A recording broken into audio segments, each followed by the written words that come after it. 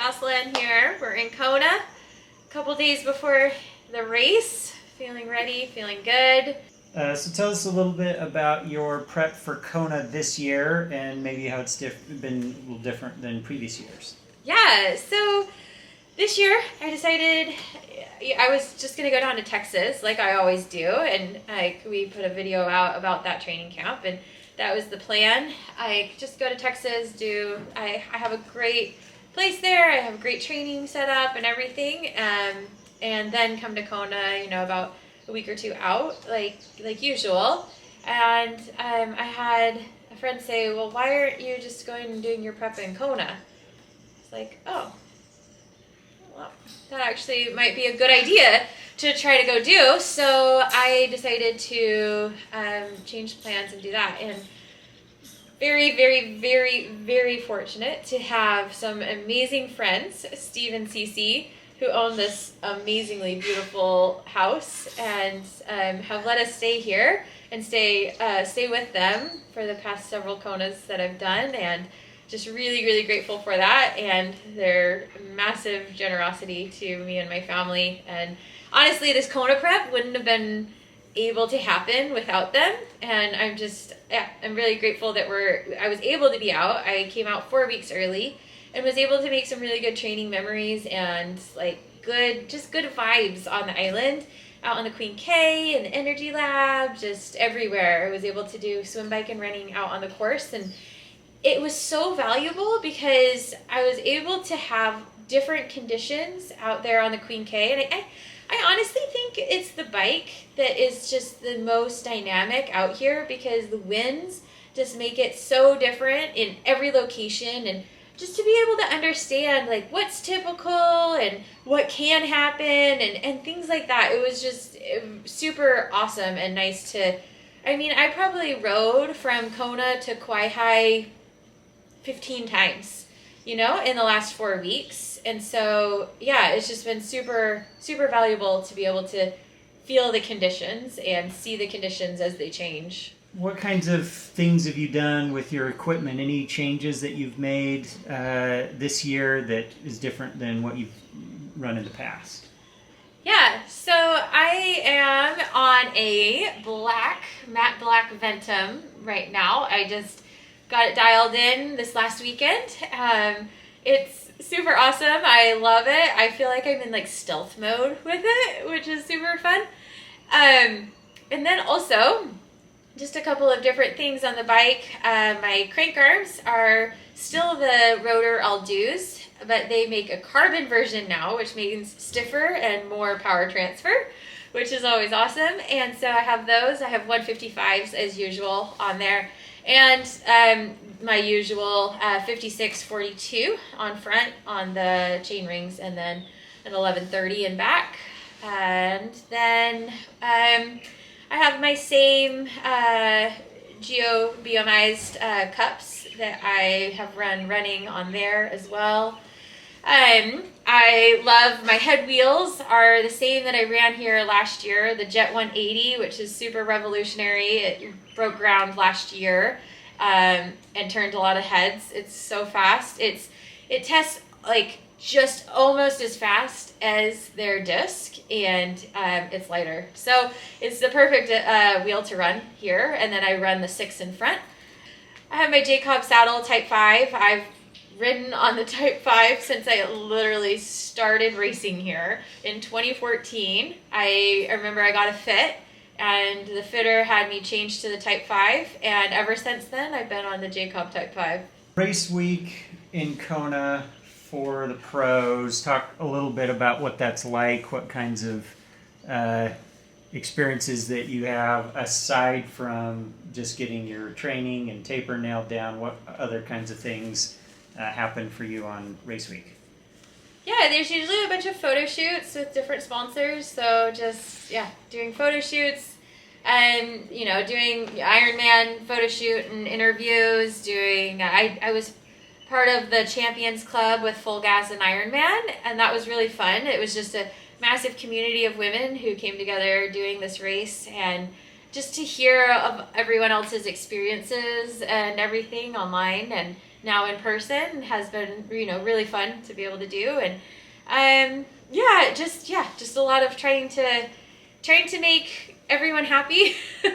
I'm trying to have time to do all my training and rest and recover and stuff. So my Monday was pretty full on and felt just like a little stressful, but ever since then it's been like taper week. It's just been tapering down since then. So it's been great. Tomorrow is Thursday and all we have is the pro briefing, and then the next day is just bike check-in and chill.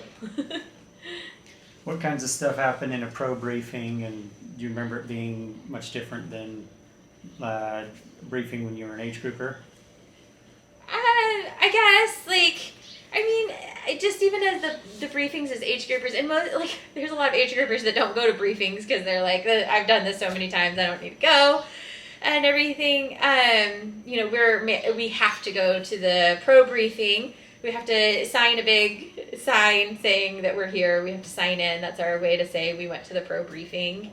And then they just go through, all the rules and regulations and just the typical stuff. They do point out if something has changed. When they changed the run course in the energy lab and shortened it on a Leahy, they pointed that out. They do make big points. But honestly, most pro briefings that I go to now, I would hate to be a new pro in the sport because a lot of times it's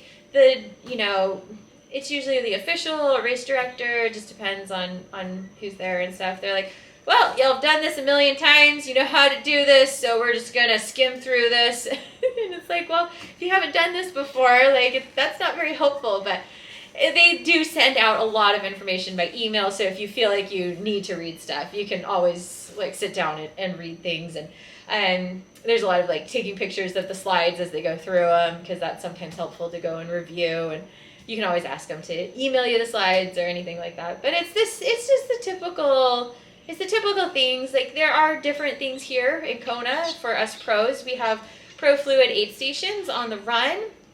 So that's 6 aid stations, just kind of like a major marathon has pro fluids for the pros in a major marathon. They have the same thing here. So we have 6 aid stations in addition to the other aid stations that we are also able to access. And we put one bottle and we can tape a gel to it or two and whatever else we need. But yeah, other than that, the briefing's pretty much the same. It's a fun time to say hi to everyone and kind of, I don't know, get together a little bit. This one will be a little bit different. Only women racing. So plenty of men on the island, but not going to be out there on race day. What do you think that's going to be like, and how do you think that'll change the way the race plays out? She wants to come sit with Dad.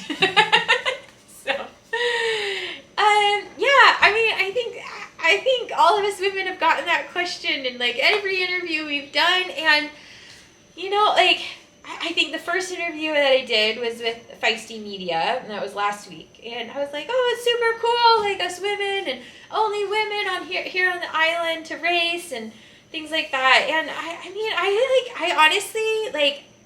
honestly have mixed vibes and mixed feelings about it. I don't know what the right not the right answer. It's not the right answer to your question, but the right answer to this. It's not a problem, but to this situation of wanting to showcase women, and then also kind of missing the guys here. It's kind of fun to have the men and women race at the same time. I have friends in the men's pro field that I also like catching up with and things. So and it's fun to watch the men's race, play out as we're racing. Yeah, I'll pay attention when we're climbing Javi and they're coming down. In Arrow, I'll be like, oh, that was, whoever, and just paying attention. And it's just, something else to watch, I guess, when you're racing. And I think that both the men and the women, come together and kind of elevate the sport together. So having us separated almost makes it not as an amazing, massive deal as I feel like when we are together, for the men or for the women separate. I think we both bring and elevate each other. And so, like, there's that part of me that's, like, sad that they're not here and that we're not together and we're not, you know, doing this big old thing. And it's harder for sponsors, too, and everything to divide. But there's also part of me that is totally fine and happy and almost excited that it is a women's only race here. So that's a question that everyone's asked you in every interview that you've done. What is a question that you haven't been asked that you wish you would have been asked? I have to come up with the questions now. Now the interviewer is we're passing off reversing your roles job. here. I have no idea. What's your favorite fruit on the island? Okay, what's your favorite fruit on the island? Papaya. And papaya is okay, no. It's probably Lolakoi. I just said papaya because my family hates papaya and I love papaya. It's Lolakoi or passion fruit. But second would be papaya. Okay, so let's talk a little bit about race day. Kind of what's your schedule on race day? How do you get ready in the morning? What kind of pre-race rituals do you have? And does that change at all for Kona? So the race starts going to be at 6:30, and we're the first people in the water. So that's slightly different for this year with the women only, because we always have the guys go before us. I guess last year was split day, and so it was first having us in the water. But yeah, I mean, wake up around 4 generally, 2 to 3 hours before the race starts is when I usually wake up, eat some pancakes. I'll have a liter bottle filled with 1500, pH 15100 from Precision Hydration, and I be sipping on that just to a little bit hyperhydrate and get that sodium load in before the race starts. And usually a banana as well in there, and then head down to the race start and check in all of our stuff. Like, we have body marking in Kona that we're not allowed to do our body marking. We have to go get it done, which is actually kind of annoying to have someone else do, because you've done it so many times and these volunteers do it like once a year. You're like, I just wish I could do it myself, but that's fine.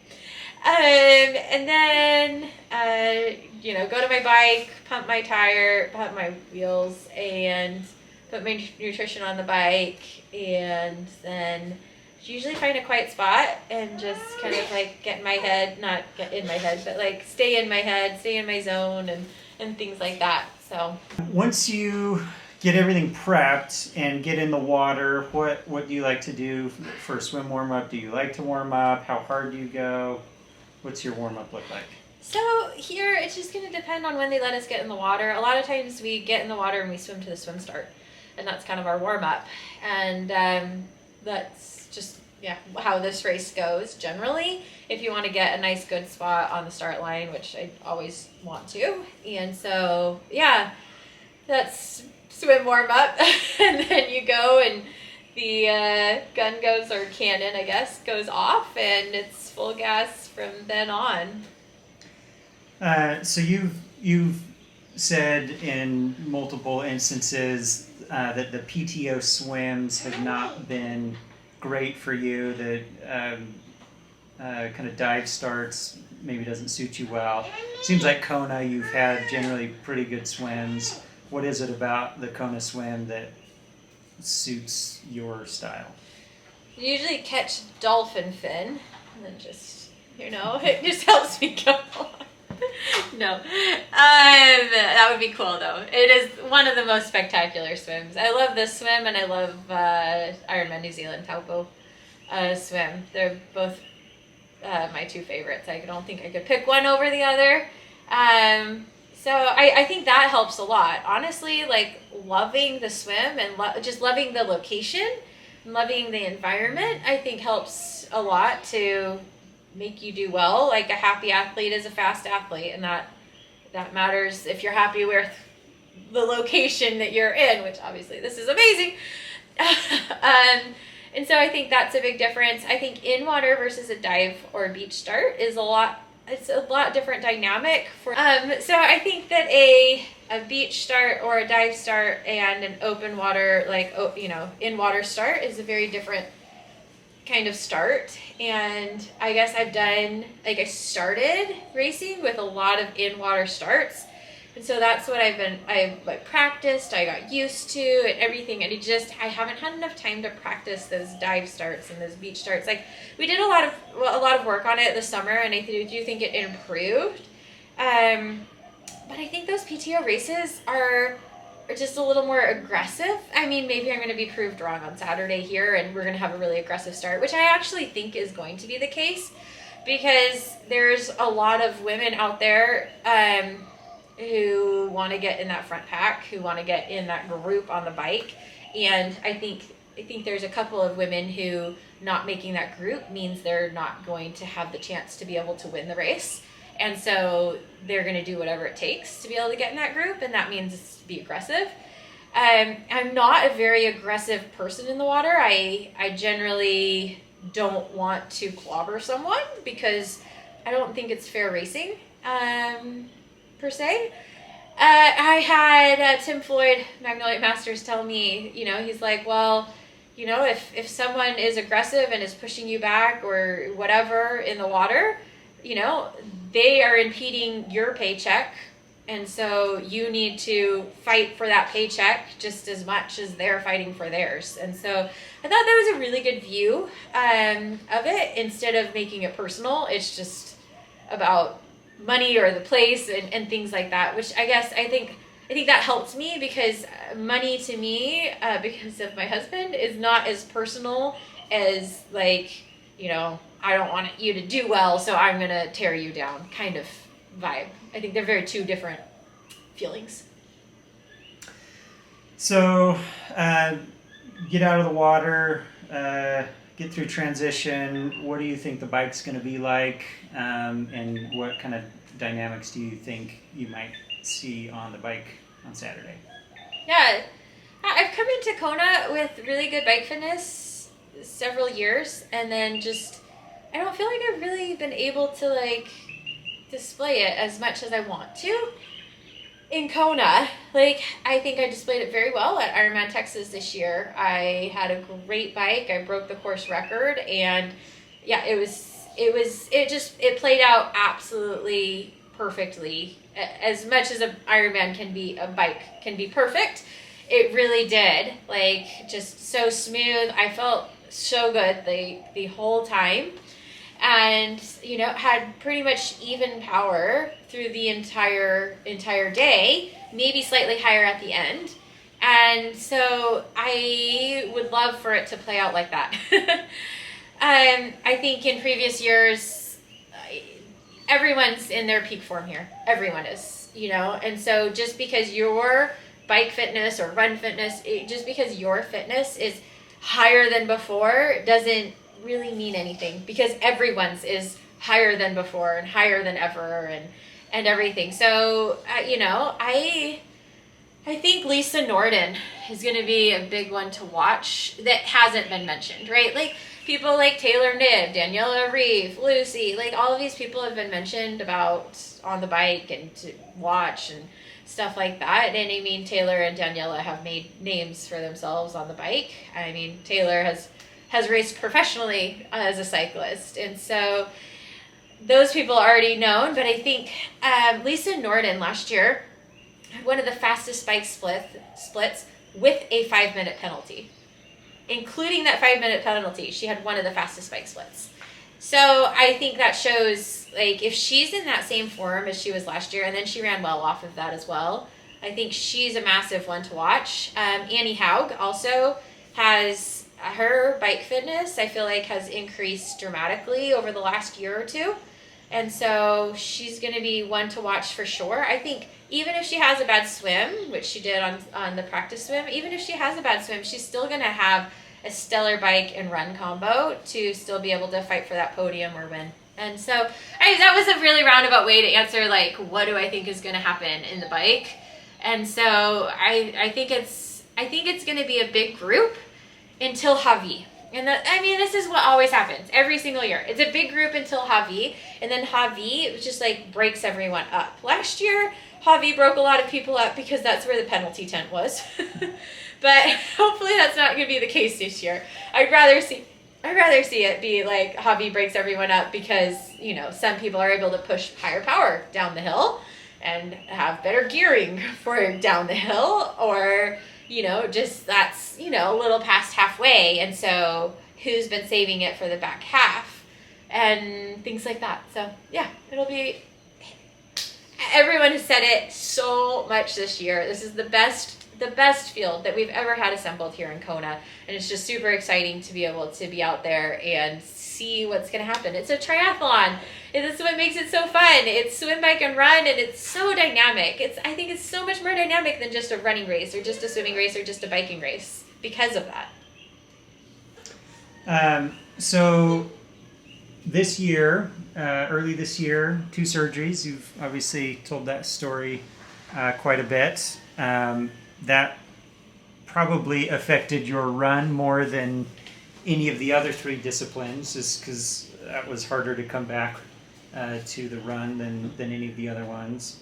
How's your run feeling, and what are you feeling about doing a marathon off the back of a Kona swim and bike? Well, yeah, I had this one, and then my run's been affected, and yes, I have talked plenty about that. So she's gonna get a complex maybe if I talk more about her and affecting my run. So, yeah, I feel like my run is 99% back. So, it's hard to compare and know because my training is so different than when I was running well. Back in 2019, it's just different. And so how do you compare like how I'm running now versus how I was running then when I don't have the same workouts and I don't have the, same structure or anything similar even. So, but from what I can compare and what I feel, and I think feelings matter the most, I think my run is back. I think I have had several marathons under a 3-hour marathon before super shoes. And so that's equivalent of a 255, maybe 254 with super shoes. And so I think that's what's possible. I think, a mid 250 marathon, I would be happy with. That would be a pretty good day. And we're excited to see that happen. So you talked a little bit about this field versus past fields. What are you most excited about just with who's showing up to the start line on Saturday? Oh. Well, I really, it's so cliche, but I really am excited to go out there and create my best race and see where that lines up with everyone else. I mean, it is very cliche, but I want to do my best against the best there is. And so I think that's what's so exciting is I haven't ever had a good race here. And I mean, I think that's something that a lot of us who do triathlon or sport in general, or just really any pursuit of excellence, you keep pursuing it because you haven't hit that that human potential and that human excellence and just that that perfect race or that perfect enough race. And so you always know that you can do more, you can do better, you can change this, you could have made this better decision and things like that. And so I think that's why we continually do this and everything, is that one of the reasons why, but I want to be able to produce a good race here on the island. Last question. Think about that finish line, envision it in your mind, and describe what that's going to look like.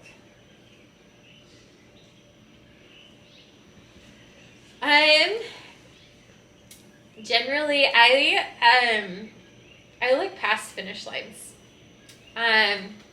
Finish lines are super important and super valuable and amazing, but the result that happens at that finish line is because of that amazing support team that I have standing behind that finish line for me.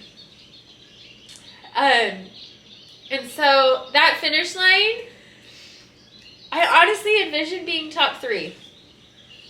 I know my husband wants me to say that I envision myself winning, but it's hard for me to do, I think. But definitely, I'm envisioning getting the wreath, the lei, and the crown, top 3 get, and giving my husband a massive monkey hug, and having my kids run up and give me a massive hug and a kiss, even though I'm nasty and sweaty, because they probably are too. But yeah, that's my finish line. The most important people are there. Well, a couple days away. Let's go make it happen. Let's do this.